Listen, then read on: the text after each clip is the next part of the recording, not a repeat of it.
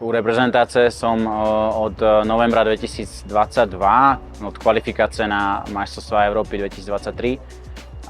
Náplň mojej práce je trošku oklieštený tým, že sa stretávame dvakrát do roka na nejakom týždňovom zraze plus možno podľa toho, či je príprava na nejakú väčšiu súťaž alebo nie, takže tá náplň je skôr udržovať tie holky v nejakom shape, pretože oni prídu z klubov a potrebujú nejak udržovať nejaký svalový tónus, čiže silový tréning je u mňa tá náplň práce, potom každodenná rozcvička, nejaká aktivačka, nejaké kompenzácie a tak ďalej. V súčasnosti asi 2 mesiace používame Polar System, úplne základný, ktorý vlastne meria aktuálnu odozvu srdcovej frekvencie holiek. Udiali sme to aj preto, že to vysokohorské prostredie, ktoré je tuto, je trošku špecifické aj na ten kardiovaskulárny systém.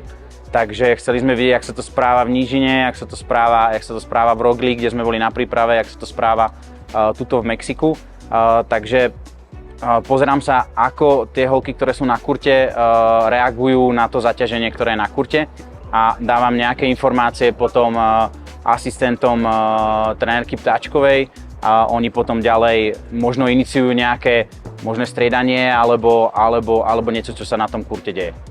V minulosti to bolo viac menej na tom, že na takých otázkach osobných, čo je v podstate to aj teraz o tom stále, ale aj v reprezentácii používame XPS systém, kde vlastne vidíme hneď ráno, jak sa holky vyspali, jak sa cítia, akú majú náladu a tak ďalej. Proste celková pripravenosť, nejaká readiness, čo nám dá už nejaký ten signál o tom, ako ťažko môžeme trénovať v ten deň. Ďalšia vec, používajú sa teraz tie Polary, používajú sa rôzne GPS systémy, ktoré aktuálne tiež v klube zabiehame do provozu.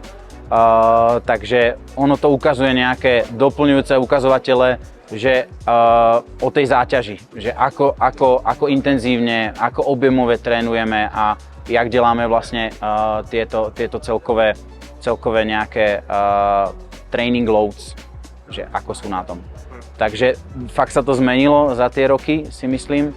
Konzultovali sme najmä to, ako sa adaptovať na túto nadmorskú výšku.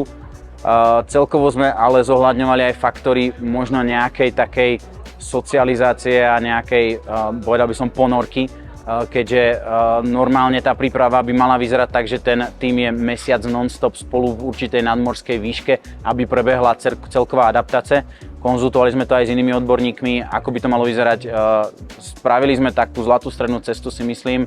Mali sme 10 dní prípravu v Rogli v 1500 metrov nad morom, aby sa aspoň trošku zžili s tou nadmorskou výškou holky. A potom sme zbehli na chvíľu dole, odohrali nejaké prípravné zápasy a išli sme o týždeň skôr vlastne sem do Mexika, takisto, aby sa adaptovali. Najhoršie, čo ale vnímam, je, že taký ten najhorší aspekt je ten časový posun, keďže v podstate teraz máme skoro 12, takže u nás je večer 8 hodín.